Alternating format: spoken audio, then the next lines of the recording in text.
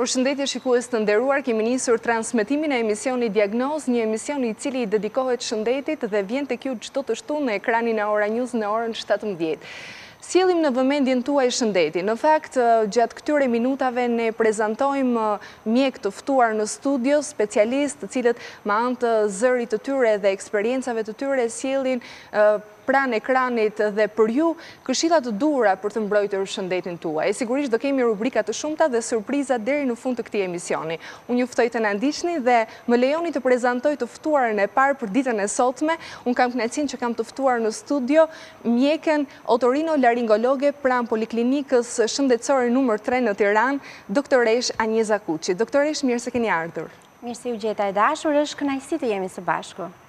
Do t'jetë një emision në fakt çdo fundjavë në ekranin e Ora News për të sjellë këshilla të duhura për të gjithë shikuesit për të mbrojtur shëndetin e tyre. Në këtë puntat ne kemi zgjedhur të flasim për tonsilitet. Çfarë është tonsiliti? Është një temë shumë interesante edhe shumë e prekur nga ne në përditshmërinë tonë. Pikërisht për faktin se tonsilitet ose infeksionet e bajameve, siç njihen në popullat, janë shumë të përhapura. Dhe këtë pyetje sepse jo të gjithë mund ta njohin, të bëhet shpjegimi përkatës. Atëherë, tonsilitet janë infeksionet e bajameve. Bajamet janë ind limfoid të cilat janë të vendosura në hapësirën e gojës, në zgavrën e gojës. Ne kemi 3 lloj bajamesh. A kemi kohë të themi këto apo? Po sigurisht. Okej. Atëherë mund të vazhdojmë. Kemi 3 lloj indi limfoid. Indi limfoid, pra bajamet palatine, tonsilat palatine që janë të vendosura në zgavrën e gojës, janë tonsilat linguale ose bajamet që janë të vendosura në rrënjën e gjuhës dhe tonsilat e nazofaringsit ose ashtu siç ne e njohim dhe siç e njohin të gjithë, indi limfoidi nazofaringsit është shumë i shprehur tek fëmijët. Pra, mishi huaj në hund tek fëmijët. Por ne sot kemi zgjedhur të trajtojmë sepse mund të flasim edhe për atë, por është një temë akoma më e gjerë dhe ajo do kemi raste të tjera sigurisht për të folur. Përsëri, por ne do flasim vetëm për tonsilitet që kanë të bëjnë me tonsilat palatine, pra infeksionet e bajameve. Infeksionet e bajameve janë të shpeshta, janë të shumta. Sidomos në këtë stinë, apo jo? Sidomos në stinë dhe sidomos në periudhën e ndërimit të stinëve, kur edhe në fazën virale, virozat e shumta të cilat fillojnë me infeksionet virale të traktit të sipërm respirator, pra me sekrecione nga hundët, me dhimbje fyti, me koll, me ndonjë temperaturë të lehtë, shoqërojnë pastaj me tonsilitet. Ne tonsilitet i kemi të 2 fazave. Përsëri tonsilitet ndahen në fazën virale dhe në fazën bakteriale. Kemi bërë shumë mirë që kemi vendosur të flasim për këtë temë, sepse edhe përdorimi i antibiotikëve në rrugë është bërë, mund të them, një temë shumë e diskutuar, pasi shumë fillojnë përdorimin e antibiotikëve në fazën virale me njëherë, gjë që nuk është absolutisht në protokollet e mjekimit dhe krijon më pastaj atë pjesën e rezistencës ndaj antibiotikëve. Faza virale zgjat 5 deri në 7 ditë, ajo shoqërohet me dhimbjen e fytit, me vështirësitë në gëlltitje, me zmadhimin e bajameve dhe temperaturë, pra të gjitha fazat e inflamacionit në fazën virale. Nuk ka nevojë thash përdorimi i antibiotikëve. Pra këto janë simptomat e para. Janë simptomat e para që një pacient me tonsilit mund të ketë vështirësia në gëlltitje, dhimbja e fytit dhe për të vënë një diagnozë sa më të saktë, mjeku orën nëpërmjet një orofaringoskopie, pra ekzaminimit të faringut, që është muri përtej bajameve dhe bajames, arrin të vendosi një pjesë të diagnozës sepse nuk është e gjitha ajo diagnozë. Njëkohësisht për sa i përket, atë flasim për mjekimin e fazës virale apo do kalojmë te faza bakteriale? Në fakt, doja të dija se çfarë i shkakton këto infeksione. Unë thash që agentët shkaktar fillojnë që nga agentët virale dhe deri tek agentët bakteriale. Agentët virale janë viruset e rrugëve të sipërme respiratore, viruset respirator sincicial, rinoviruset, adenoviruset, edhe ndërsa në grupin e madh të infeksioneve bakteriale vlen të përmendim një nga shkaktarët mikrobial më të rëndomt që është streptokoku i grupit A beta hemolitik. Dhe ky është ai mikrob tek i cilin ne duhet të ndalemi. Në rastin kur këto infeksione fillojnë, pra tonsilitet fillojnë tek fëmijët, mjekimi nga streptokoku i grupit A beta hemolitik është një nga gjërat më të mira që ne mund t'ju bëjmë fëmijëve tanë.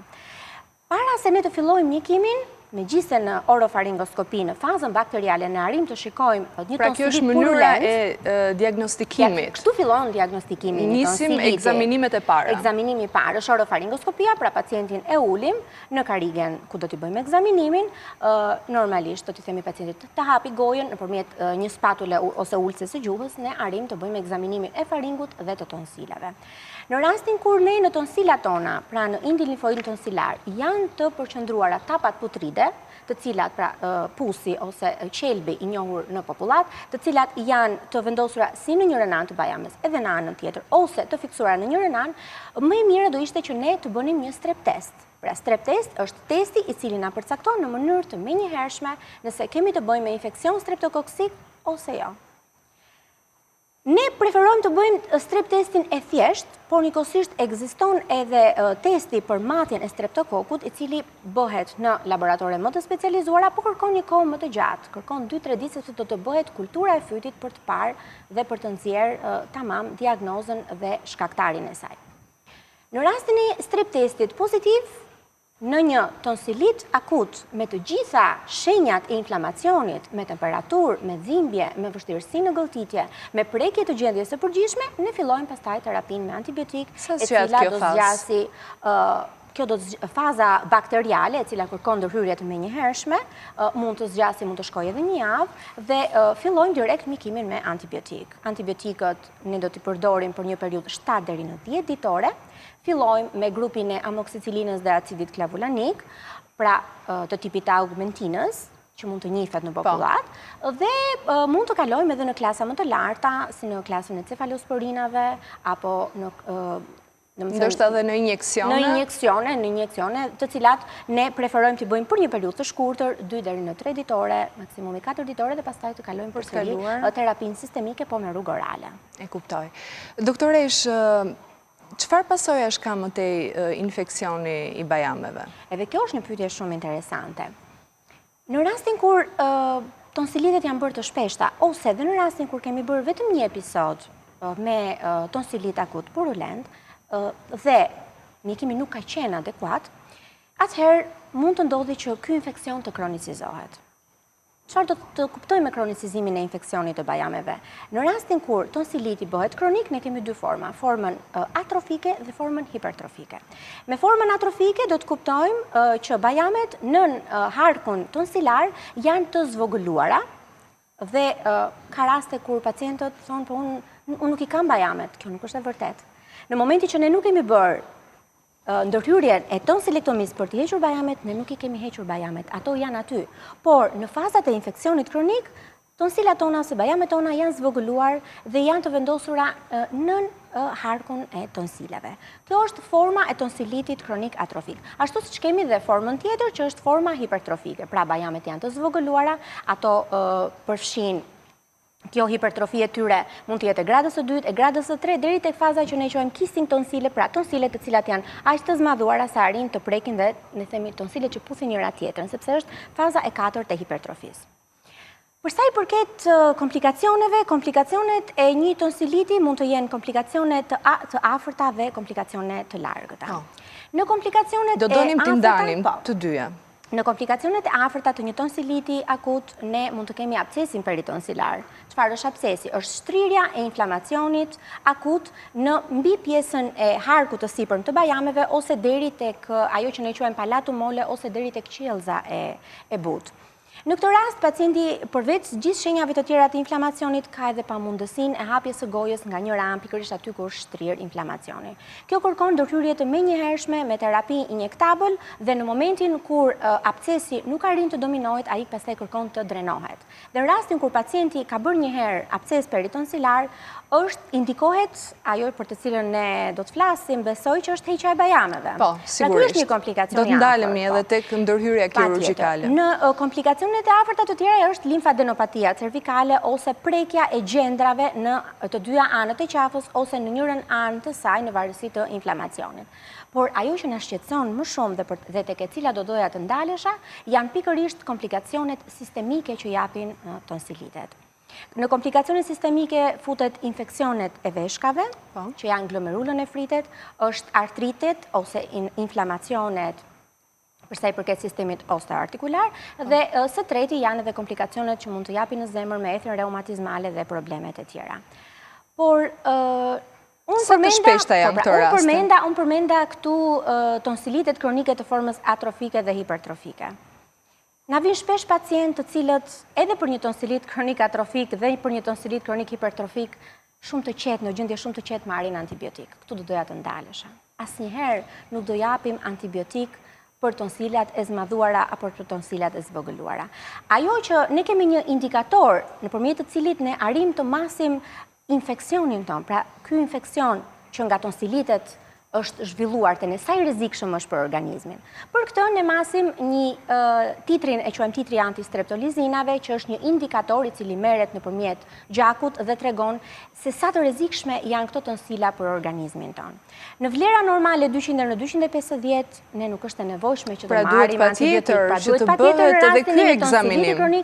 Të bëhet ekzaminimi i titrit antistreptolizinave për të përcaktuar rrezikshmërinë e këtij inflamacioni ose infeksioni që tonsilitet mund të na kenë lënë në organizmin ton. Por edhe për të evituar përdorimin e antibiotikëve. Pra, për tonsilat tona të cilat janë në fazën kronike, me një titër të antistreptolizinave në vlerat normale, nuk është absolutisht e nevojshme që ne të japim antibiotik.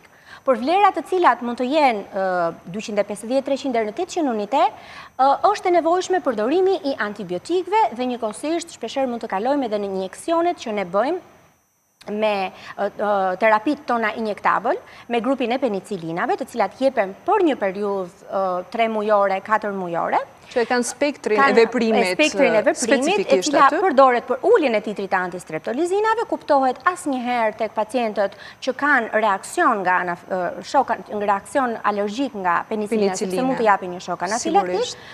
Ky është rasti, vetëm në të gjitha rastet e tjera ne indikojmë. Dhe përsërisim edhe një herë titrin e antistreptolizinave. Nëse ai rezulton i lartë, indikohet dhe streptokoku është pozitiv, ne indikojmë heqjen e bajameve. Ndërsa për një titër të antistreptolizinave në vlerën mbi 1200, ne mjekët ORL indikojmë heqjen direkte të tonsilave. Pra, në rastin e një tonsiliti kronik, unë do t'i rekomandoja pacientëve tanë që të drejtoheshin direkt tek mjeku ORL, sepse ndoshta shumë të tjerëve nuk ju pëlqen, po ne jemi të vetmit që mund të vendosim për tonsilat, për t'i mbatur apo për t'i hequr, sepse këtu jemi gjithmonë tek ajo pyetja që shumë pacient e kanë në mendjen e tyre. T'i mbajmë apo t'i heqim tonsilat? Ka rëndësi mosha e kësaj ndërhyrje kirurgjikale? Sipas protokolleve tona, më mirë fëmijë apo i rritur? Sipas protokolleve tona të mjekimit, heqja e tonsilave bëhet nga mosha 3 deri në moshën 60 vjeç. Pra ne kemi dhe pacient të rritur që heqin tonsilat, si shkaqe të ndryshme, sepse indikacionet mund të jenë dhe tonsilitet e shpeshta. Pra nëse pacienti bën infeksione të bajameve 3-4 herë për 3-4 muaj rresht, pra sëmundshmëria e shpeshtë nga bajamet është një nga arsyet e heqjes së bajameve.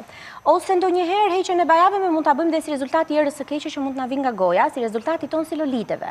Tonsilolitet nuk janë gjë tjetër vetëse mbeturinat ushqimore, tapat e deskuamacionit, që i shohim përgjithsisht tek pacientët që kanë të tonsilitin kronik atrofik, të cilat vishen edhe me shtresën e karbonatit të kalciumit dhe eliminohen nga ne në mëngjes, nëpërmjet kollës, nëpërmjet sekrecioneve, në formën e tapave të bardha me erë të keqe, të cilat pacientët tanë është një nga arsyet që e vuajnë shumë dhe një nga arsyet për heqjen e bajameve. Dhe në asnjë mënyrë dhe në këtë rast nuk i jepen antibiotik. Duke qenë se këto tapa shtrihen deri në polusin e sipërm të bajameve, pra deri në pjesën e sipërme të bajameve, është e pamundur qoftë me antibiotik, qoftë me pastrimin mekanik që i bëjnë shumë pacientë që të jepet një zgjidhje përfundimtare dhe zgjidhja e kësaj është përsëri heqja e bajameve.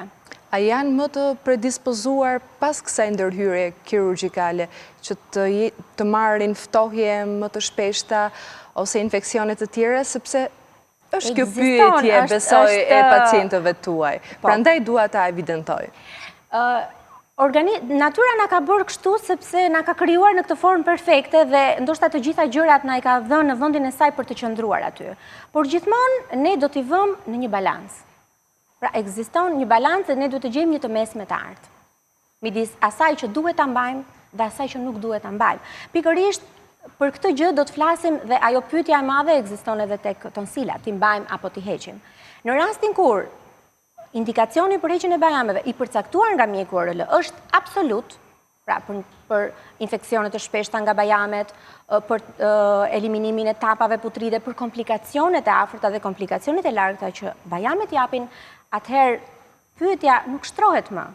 Mjeku indikon dhe pacienti vendos vetë për sëmundje dhe njëkohësisht për shërimin e vetë. Kështu që në këto raste, midis të dyjave, ne do zgjedhim heqjen e tonsilave. Pra, ti do thuash, është mit apo është fakt, unë do thoshe që varet nga pacienti, sepse asgjë nuk është absolute. Pra, në rastin kur mjeku indikon, le të mos i dëgjojmë shumë legjendat, por të dëgjojmë këshillat e mjekut. E kuptoj. Zoti në qiell dhe mjeku në tokë. Sigurisht, doktoresh. Kështu që do të thoshe që të drejtojmë te mjeku orën për tonsilat më mirë. Ndoshta këtë gjë po ja u sugjeroj pacientëve tanë dhe po e them shumë shpesh në emision, sepse duhet të jetë kështu. Pra, ka sëmundje për cilat duhet të drejtojmë tek mjeku specialist. Prandaj edhe ne i cekëm pak më parë të gjitha problemet të tjera që mund të vinë duke neglizhuar këtë kontroll që duhet ta bëjnë tek ju. Keni këshilla të tjera përpara se ta mbyllim bisedën tonë, doktoresh? Do t'ju thoja pacientëve të mos tremben nga tonsilektomia ose nga hiqja e bajameve. Është një operacion si gjithë operacionet e tjera, ka fazën e vetë të rikuperimit që merr nga 2 javë deri në 3 javë. Ekziston mundësia e një hemoragjie post-tonsilektomis, por kjo ndodh siç ndodh tonsilektomia ndodh të gjitha ndërhyrjet e tjera kirurgjikale, por në momentin kur besoj se pacientët tanë ose dhe teleshikuesit tanë na kanë dëgjuar, kur ata bëjnë ekzaminimet e domosdoshme dhe në këto ekzaminime çojnë drejt ndërhyrjes operatore, atëherë ta bëjnë. Nëse mjeku indikon, pacienti duhet ta bëjë. Ndërsa në momentin kur pacienti ka një tonsilit kronik, hipertrofik apo atrofik që nuk i krijon probleme dhe sipas analizave laboratorike rezulton që gjendja është normale, atëherë unë do të këshilloja që pacienti të bënte vazhdimisht kontrolle tek mjeku dhe pastaj të vendoste nëse çfarë donte ai të bënte. Pra, në varësi asnjë gjë nuk është absolute, të gjitha gjërat janë relative. Në varësi të këshillave që jep mjeku, po dhe në varësi të gjendjes së pacientit. Doktoresh, faleminderit shumë për këshillat e duhura dhe për gjithçka transmetuar sot në Diagnozë. Faleminderit që ishit e pranishme. Faleminderit shumë.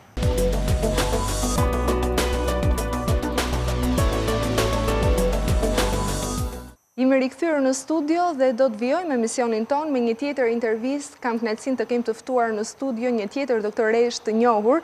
Është mjekja otorino-laringologe pranë Poliklinikës Qendrore nr. 3 në Tiranë, doktoresh Klodiana Zaharia. Doktoresh, mirë se keni ardhur në studio. Mirë se ju gjeta. Do të flasim për infeksionin e vesh. Pyetja e parë është cilat janë infeksionet që prekin veshin?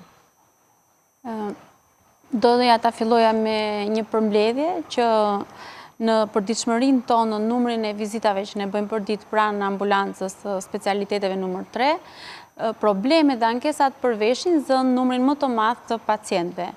Pra është një patologji shumë e shpeshtë për mjekun ORL.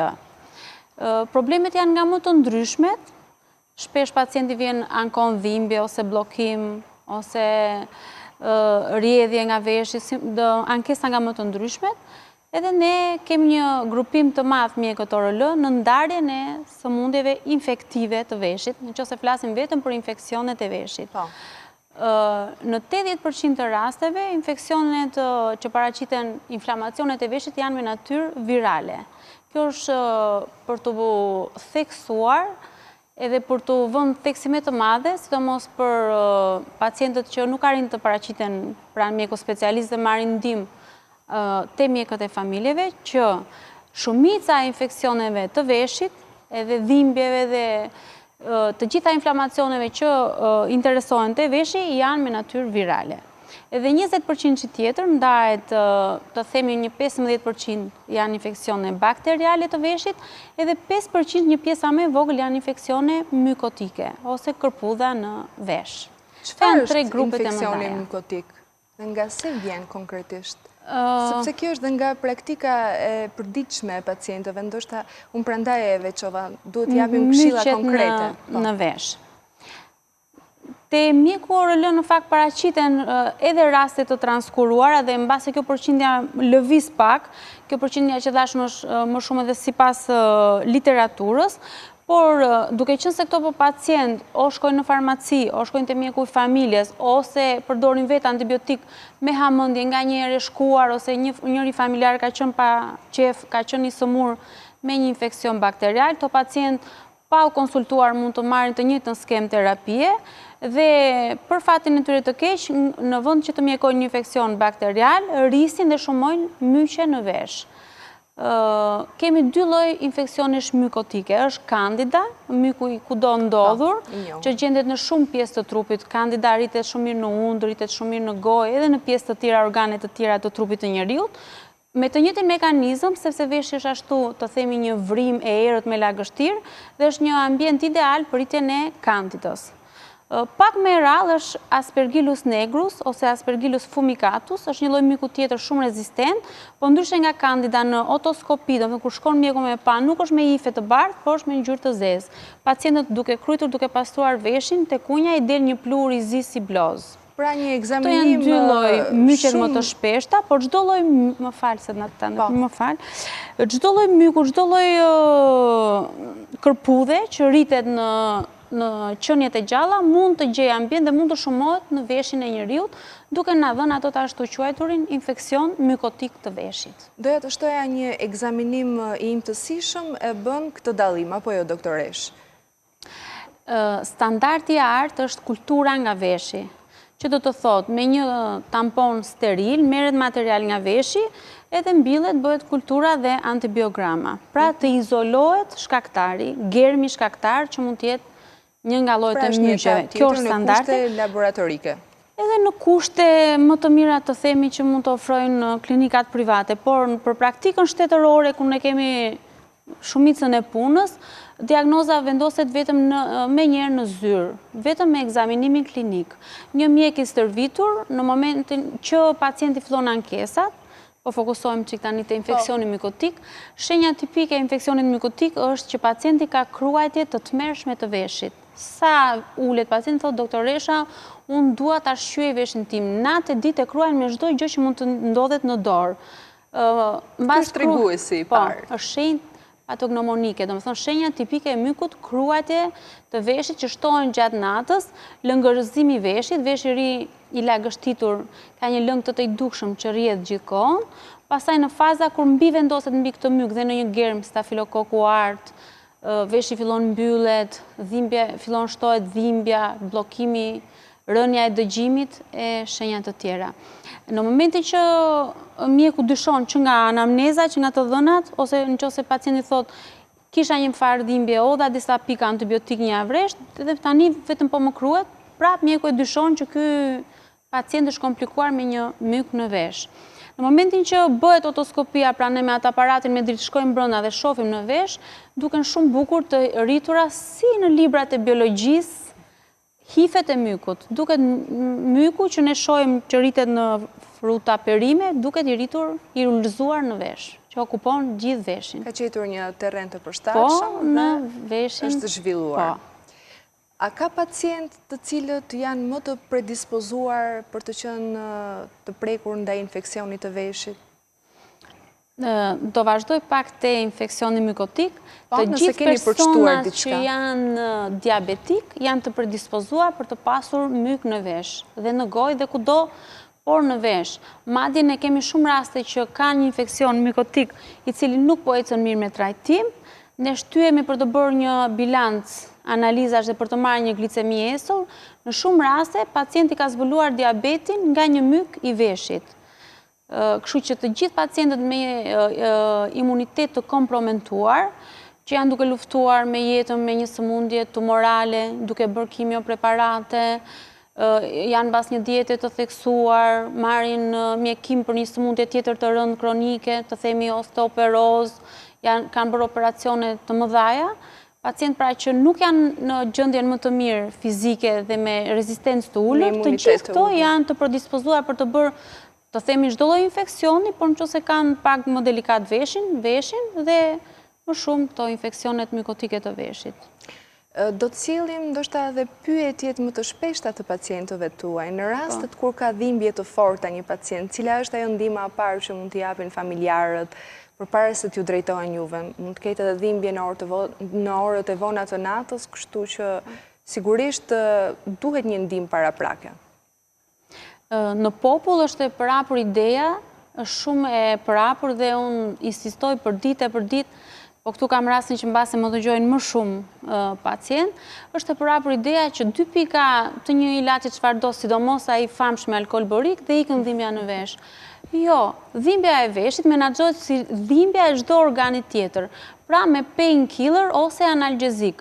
Pra, që nga paracetamoli, çfarë mund të ndodhet në shpinatën pacientëve, që nga paracetamoli nuk do bëjë një qetësim të menjëhershëm dhe total të dhimbjes, po të paktën nuk përfundojnë në urgjencë për një dhimbje veshi.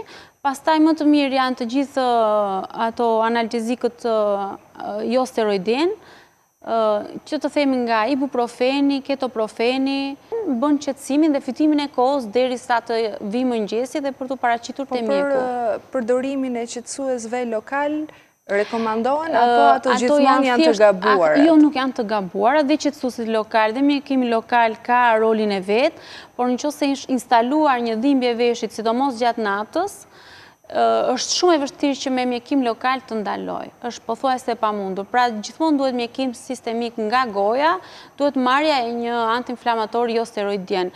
Patjetër duhet o 400 mg ibuprofen, pra një painkiller çfarëdo lloji duhet marrë nga goja.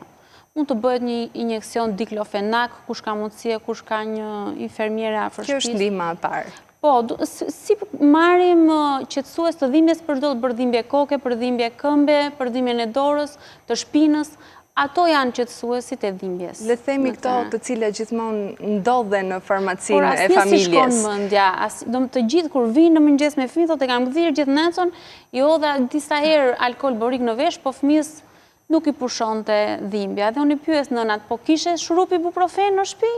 Kisha, po pse se dhe s'më shkoj mendja. Prandaj bëm këtë pyetje. Shurupi ibuprofen me dozën përkatëse ose për të rriturit moshës. 400 mg. Do të kemi shkëputjen tonë publicitare dhe do rikthehemi sërish në studio këtu në Diagnozë në ekranin e Ora News.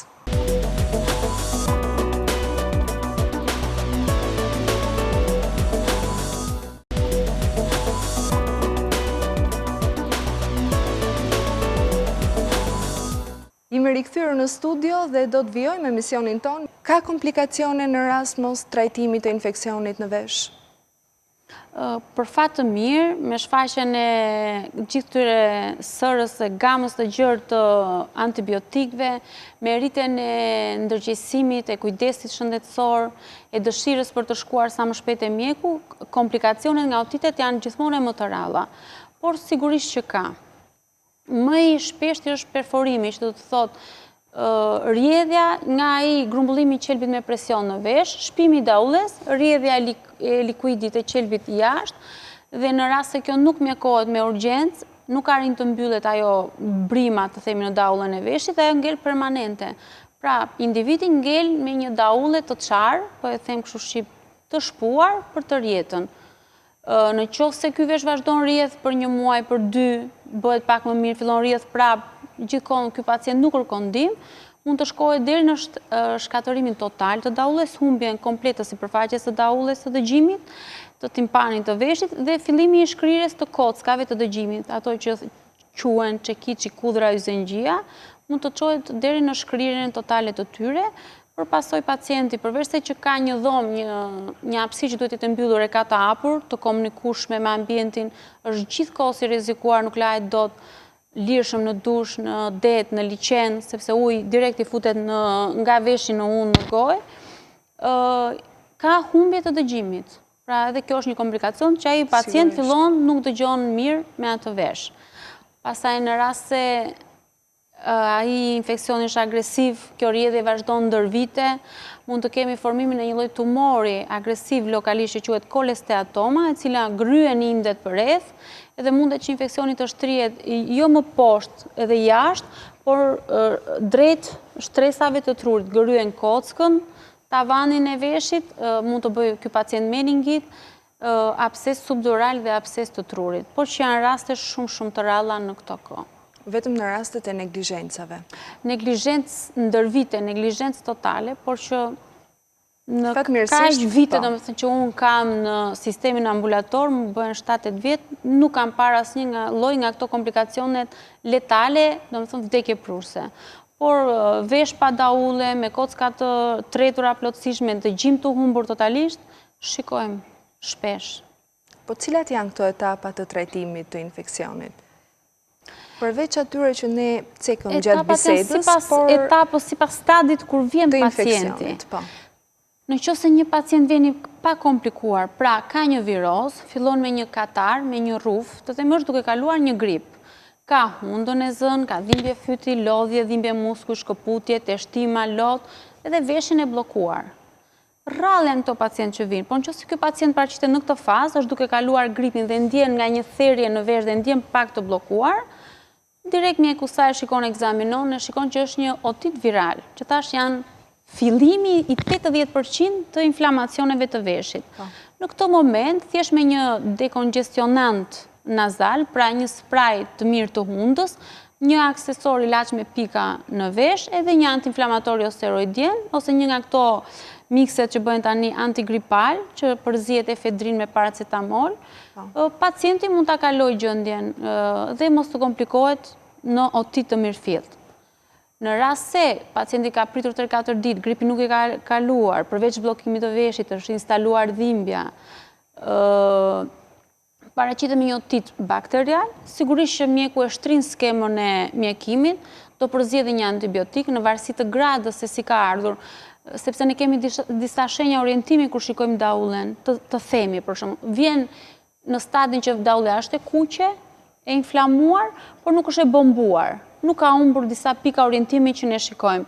Në këtë rast, me një 5 ditë mjekim antibiotik, prap me një dekongestionant nazal, pra me sprej në unë, pika në vesh, qetësues të dhimbjes, pacienti mund ta kalojë. Me këtë kombinim, po. Po, në rast se ai paraqiten me komplet shenjat që ne shikojmë te daullja të humbura, daullja nga ai pozicioni që ka e mysët, është e lugët, është gati në momentin që të kullojë, ka qelb me presion, gjendja alteruar e pacientit shumë e keqe, ka marrje mendsh nga qelbi me presion në vesh, mungesë urie, ndjenjën e të vjellit, i agituar, temperaturë të lartë, mjeku vendos që ta mjekoj deri në 10 ditë me antibiotik sistemik nga goja,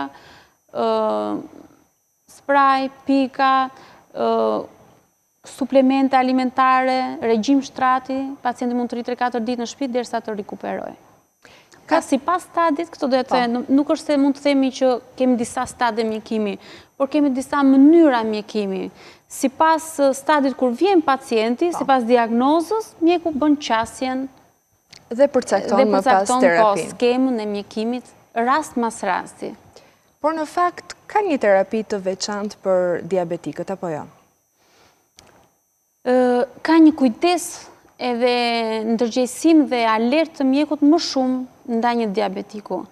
Sepse shumë herë në skema e thjeshtë edhe nëse nuk je shumë i vëmendshëm, të zhgënjen, të dështon.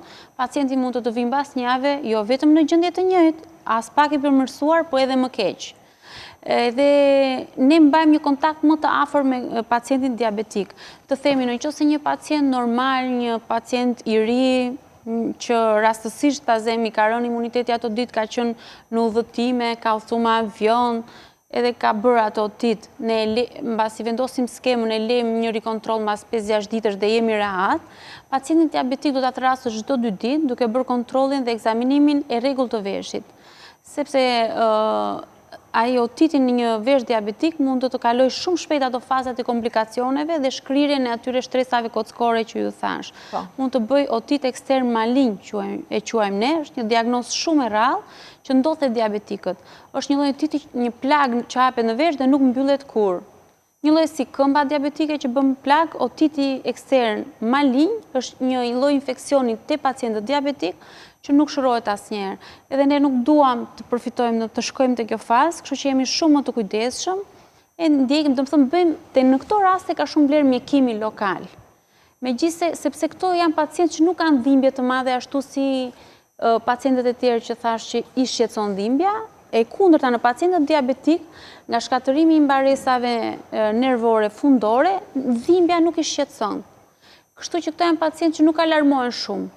Përveç se që ne i thrasim shpesh dhe bëjmë pastrimin, nga debriset të veshit, të ilaçeve, të pusit, nëse ka myqe, acidifikimin e veshit, ndjekje të rregullt. Të rregullt, pra dua një kujdes më të veçantë. Në pacient që e ndjekin me kujdes dhe vinë dhe kështu, ecin mirë. Kemi ndonjë këshill të fundit për t'i përcjellë shikuesve të Ora News në emisionin Diagnozë, doktoresh, përpara se të mbyllim edhe bisedën tonë? Këshilla e parë do të thoja që shumë nëna për fëmijët e vegjël kanë fobi ujin. Vinë shumë nëna thonë që sa i hyri uji, fëmia fillon qand. Edhe unë dua që t'i them nënave që uji nuk është me domosdoshmëri. Në momentin që hyn uji në vesh, nuk është kush që veshi do infektohet. Uji hyn dhe del në vesh. Në rast se një nënë e re dyshon që fëmia po qas i ka të lagështitur veshin, shumë mirë mund t'ia thaj me një tharse, me ajër të vakët, duke i çuar pak ajër të vakët nga larg, jo shumë afër veshit, e qetëson fëmijën. Dhe në këtë rast gjen përdorimin ai famshëm alkool borik, një pikë alkool borik, duke avulluar alkooli borik, siguron tharjen e veshit. Këshill tjetër është që mos përdorimi i ilaçeve me mendjen e tyre, është shumë e përhapur dhe më bën shumë përshtypje. Ndërkohë që ne kur kemi udhëtuar jashtë dhe kemi qenë vetë pacient, kemi pasur nevojë qoftë për një qetësues ose për një lloj ndihme, asnjë farmaci nuk guxon të të mjekojë. Dhe këtu është e kudo ndodhur e përditshme rutinë që pacienti thotë, doktoresha, para një viti më ke dhënë këtë pikë, mora e përdora një herë, dy herë, tre herë, tani s'po më bën ndërmend dhe po vite ty. Më e mirë është se është dëm më i madh, do të thonë nëse bëhet për llogaritja e kostos, të kohës, të parave dhe të dëmit që është bërë në vesh, gjëja më e mirë është që të kërkohet ndihma e specialistit. Faleminderit për bisedën me shumë vlerë, doktoresh, ishte kënaqësi që kisha në studio. Do të kalojmë tek një tjetër rubrik pas pak me të tjera intervista dhe surpriza. Vazhdoni të ndiqni.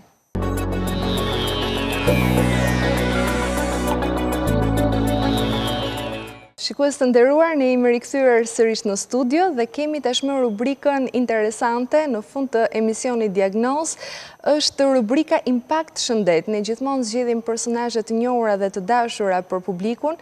Këtë herë kemi përzgjedhur një këngëtar shumë të dashur të grupit Alar Band, Xhieldo Hyseni. Mirë se keni ardhur në studio. Mirë se ju gjetëm. Xhieldo, të gjithë këngëtarët dhe muzika në përgjithësi është shumë e dashur për pacientët dhe po bëhet, po aplikohet në shumë vende në botë, muzikoterapia. Në fakt, do të kemi një material të përgatitur, është aprovuar shkencerisht. Më lejoni të ndjekim materialin paraprakisht dhe do rikthejmë në studio me një intervistë fare ndryshe nga herët të tjera për ju. Ndjekim materialin. Terapia me muzikë shëron. Muzikoterapia apo terapia me muzikë ka vite që përdoret për të reduktuar stresin dhe ankthin, për uljen e tensionit të lartë të gjakut dhe për reduktimin e dhimbjeve të ndryshme kronike. Në shumë vende të ndryshme, përdorimi i muzikës për trajtimin e problemeve fizike dhe psikologjike është i pranishëm për mijëra vite. Disa psikologë përdorin muzikën për të ndihmuar pacientët të relaksohen në mënyrë që ata të ndihen më të çlirët, për të hapur dhe për të diskutuar për problemet e tyre. Është provuar shkencerisht se tingujt kanë aftësi të zbusin sëmundjet dhe të krijojnë një gjendje më relaksuese të pacientëve. Ajo shpeshherë përdoret si shoqëruese gjatë terapive të ndryshme kurative. Sipas specialistëve, terapia muzikore është një shkencë që ndërthuret me mjekësinë dhe ka patur rezultat në Francë apo në Gjermani, ku përdoret efekti Mozart. Nëpërmjet terapisë muzikore redukton dhimbjet e të sëmurit, i krijohet atij një gjendje më rehatshme. Muzika ndikon në gjysmën e trurit të njeriut dhe fjala në gjysmën tjetër dhe kështu gërshetohet muzika me fjalë. Muzika e Mozartit përdoret përgjithsisht për ata që kanë probleme kardiovaskulare. Megjithatë, muzikoterapia nuk është aplikueshme vetëm tek njerëzit me probleme, pasi ajo mund të përdoret edhe tek çdo kush tjetër. Studimet e tjera kanë vlerësuar përfitime që sjellin tingujt e muzikës për nënat e ardhshme, si dhe për foshnjët e tyre në bark. Dëgjimi i muzikës së përshtatshme gjatë shtatzanisë kontribon në eliminimin e disa shqetësimeve tipike. Rekomandohet që gratë që presin të lindin duhet të dëgjojnë muzikë harmonike. Kohët e fundit, muzika si terapi është pjesë integrale në disa sektorë të mjekësisë. Arsyet pse muzika funksionon si terapi janë të ndryshme. Muzika është shumë e rëndësishme për trurin. Hulumtimet kanë treguar se të përsalindurit kanë aftësi të dallojnë ndryshimet në tingujt muzikor, që nga lashtësia e deri më sot, nënat nga të gjitha kulturat e botës kanë përdorur ninullat për të pushuar së qari bebët të tyre. Truri ynë i përgjigjet të ritmit. Disa mjekë përdorin terapinë me muzikë për atë të cilët kanë pësuar një goditje dhe me anë të muzikës e inkurajojnë atë të ecë dhe të zhvillojnë forcën trupore. Trupi reagon gjithashtu ndaj muzikës. Çdo herë që frymëmarrja juaj përshpejtohet, rriten të rrahurat e zemrës. Kjo është një nga mënyrat se si trupi i përgjigjet muzikës. Fëmijët mësojnë më mirë një gjuhë nëpërmjet këngëve, i ndihmon ata të mbajnë mend më mirë fjalët. Muzika depërton në sistemin tonë emocional. Shumë njerëz e përdorin dëgjimin e muzikës për të ndryshuar humorin e tyre. Muzika na ndihmon për të rritur përqendrimin. Nëse fëmia nuk përqendrohet, duhet të dëgjojë më shpesh muzikë. Muzika nxit procesin e të mësuarit. Shumë nxënës sot në botë pranojnë se arrin të studiojnë më mirë kur ka muzikë në sfond.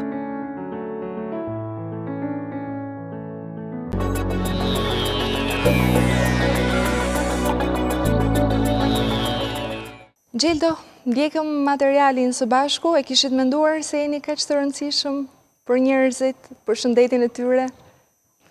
Besoj që po, normalisht gjithë ato që merren që janë në ekran, japin inspirim, japin frymëzim tek njerëzit. Normalisht që duhet që t'jesh sa më i rregull, duhet t'kesh shëndetin shumë mirë që ti dalësh në skenë dhe të performosh aty ku duhet. Absolutisht, sepse nëse një këngëtar apo një aktor apo nuk e di tjetër, nuk do jetë mirë me shëndetin, atëherë nuk do japi maksimumin e tij.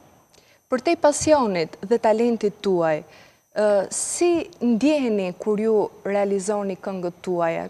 Si është kjo nga ana emocionale, flas dhe psikologjike sigurisht?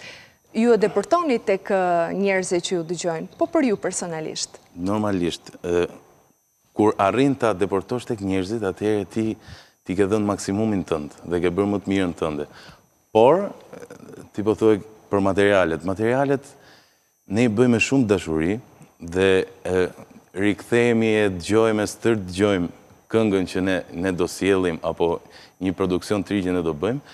Dhe normalisht atëherë kur jemi të bindur që kjo këngë, po, është kjo e goditëm shenjë, atëherë ne do ta nxjerrim atë këngë.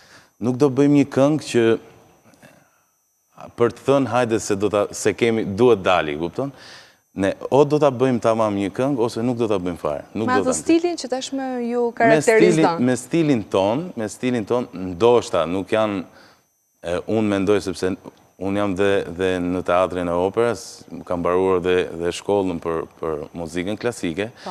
Nuk mendoj se janë këngë të mëdha këto që bëjmë ne. Këto janë thjesht këngë të gëzueshme që njerëzit të shijojnë dhe përcillet ai emocioni mirë tek publiku. Ka ritëm? Ka ritëm. Me ritëm sepse unë mendoj që mjaft kemi dëgjuar këngë me ndarje, këngë me vuajtje. Ne jemi si popull shumë të vuajtur, kështu që mendoj që të bëjmë ta gëzojmë këtë gjë, ta gëzojmë pak këtë gjë. Pra nuk do t'ju shohim ndonjëherë në balada? Jo, normalisht ne do bëjmë dhe balada, edhe kam menduar këtë gjë dhe kolegë të mi tani edhe shokë këngëtar më kanë thënë, po pse nuk bën një baladë, më të shkon balada, po do ta bëjmë, e kam menduar këtë, do ta bëjmë një baladë.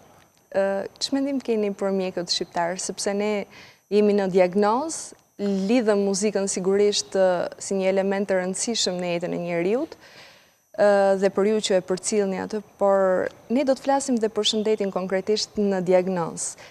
Ç'mendim keni për mjekët shqiptar? Në fakt, Shqipëria do ta lidh me këngëtarët. Ka këngëtar shumë të mirë, po ka dhe këngëtar që nuk janë të mirë. Dhe mjekët, është po e njëjta gjë. Ka mjekë shumë të mirë, por ka pasur raste, dhe kjo është konkretisht është e parë, që nuk janë dhe aq profesional dhe nuk janë kur duhet jenë. Si kudo në botë? Besoj se në botë është pak më ndryshe se sa këtu. Është pak më ndryshe, ju shikoj pak skeptik. Por që në shumicën e rasteve mjekët kanë bërë maksimumin dhe të kanë bërë pamundurën për shëndetin e një njeriu. Mund të ndani ndonjë eksperiencë me ne? Eksperiencë. Në fakt, unë personalisht nuk e di për çunat e grupit, po unë personalisht nuk kam shumë dhe shqyqyr zotit që nuk kam shumë eksperienca me mjekët, apo me të vajtur i spital, apo ku e di unë, unë jam dhe i ri normalisht, po që nuk kam pasur shumë eksperienca. Po tek mjekja stomatologe nuk keni shkuar asnjëherë? Normalisht kam shkuar. Atëherë do ndalemi këtu. Këtu do ndalemi. Do ndalemi këtu. Shumë njerëz e kanë fobi. E kam fobi, po që... Si është marrëdhënia juaj me dentistën tuaj? Dhe unë e kam pak fobi, po që dentistja është ajo që bën maksimumin për mua dhe jo vetëm për mua, normalisht. Dhe është shumë e mirë dhe sillet shumë mirë dhe të trajton shumë mirë. Edhe ju gëzoni një shëndet të mirë oral, unë jam shqyqyr zotit, dhe shqyqyr jam top form.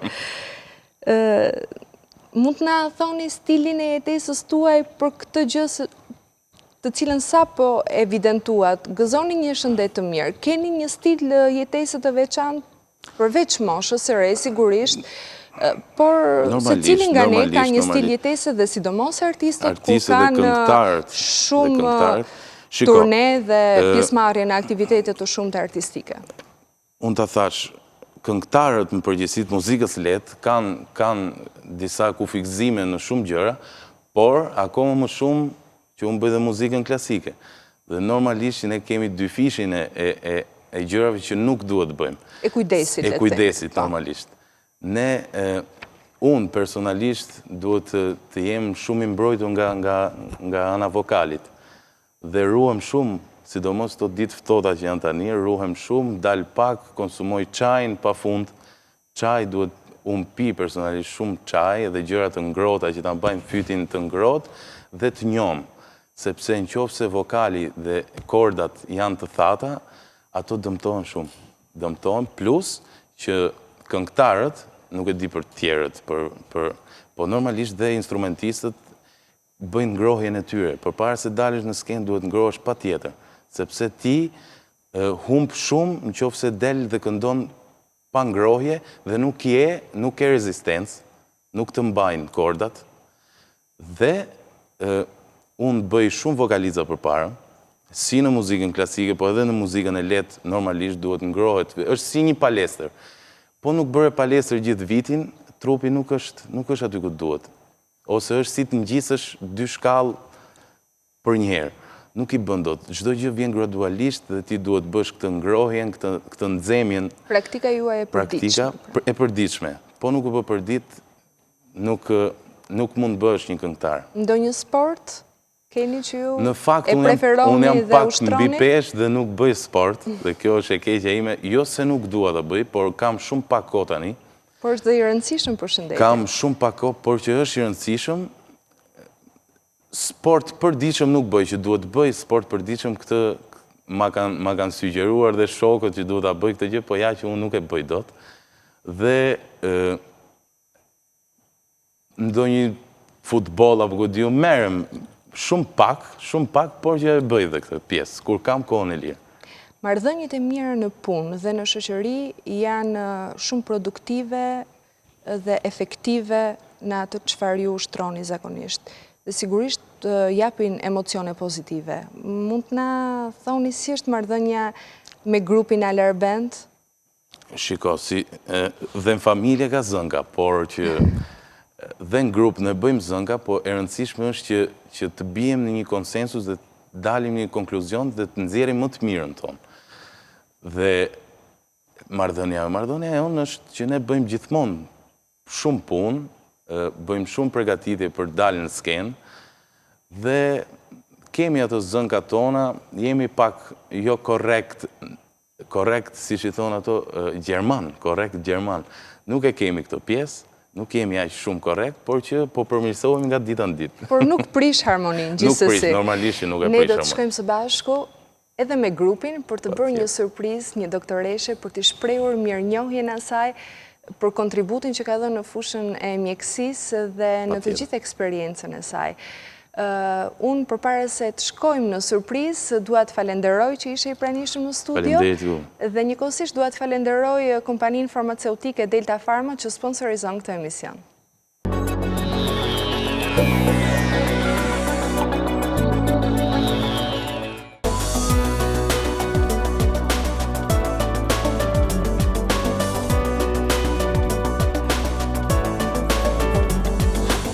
Jam këtu me grupin Alar Band dhe jemi gati për të bërë surprizën doktoresh Brunilda Shirokës. Jemi gati djema ta surprizojmë dhe t'i shprehim mirënjohje. Jemi në qendrën shëndetësore numër 3. Hajde.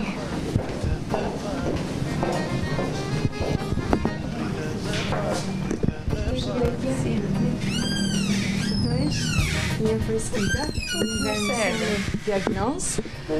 Jemi sot sa shumë që keni përshëndetje me këtë djemë të talentuar, Grupi Alar Band.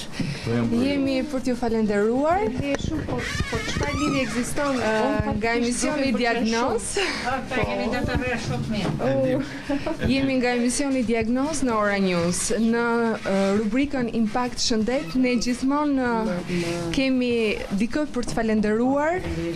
Dhe sot së bashku me djemtë Alar Band që unë kam shumë simpati dhe më pëlqejnë shumë, domethënë jashtë mase, se më performanca e fundit më pëlqeu jashtë mase, po mua për mbien është surprizë shumë e madhe. Ata deshin së bashku. Po, normal që ne deshim së bashku, por për të falenderuar jo vetëm si Alar Band, po dhe në emër të pacientëve që ju kuroni.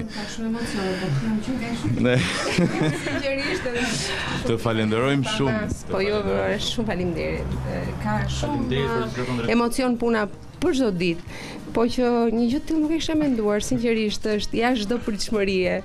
Edhe Freskida, domethënë ti i bëke surpriza shumë çuditshme. Mendova që do bënim një bisedë ose diçka të, po thash më fton në emision, po mendoja çfarë realisht mund të e përditshme janë shumë e bukur, ka alarmi shumë të madhe, po kjo është gjë shumë e bukur. Në fakt ju keni një punë të lodhshme me pacientët tuaj dhe kontriboni për vite me radhë në fushën e shëndetësisë dhe ne në fakt prandaj jemi këtu për t'ju falenderuar dhe për t'ju shprehur mirënjohjen për gjithë përkushtimin që tregoni dhe sigurisht që do kemi edhe raste për t'ju patur të ftuar në studio për të treguar të gjithë profesionalizmin tuaj gjatë bisedës dhe këshillave.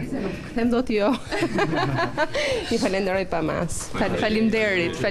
Pa që rastin t'jeni pacientët e mi ndonjëherë, po gjithsesi dera është e hapur. Gjithsesi zëri i bukur i këngëtarit Xhieldo dhe të gjithë djemve të talentuar të grupit sot janë këtu për të përcjellë siç tha Xhieldo. Më ka pëlqyer shumë që ishte një kolazh jashtë masës. Kemi mikrofon se do ja këndonim një këngë tani.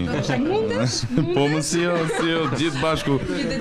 Këngën e fundit, këngën tonë. Sa ajo ishte kënga fundit që ka dëgjuar doktoreja, po. Jo, thot për Hamlin. Po për Hamlin, të bëj këndon. Okej. Do ja këndojmë gjithë bashkë tani fakt doktoreshës këtu live. Atëherë më bëri të më faqe. 1, 2, 3. Vetëm për ty, do jetoje gjithë jetën unë për ata sy, ty të kam shpirt, ti më jetë frym, për mua je, e gjithë bota për mua je, unë do t'a them në çdo sekond, në çdo moment. Faleminderit doktoresh dhe një herë. Ndiqni Diagnozë. Se fjalën ta kam dhënë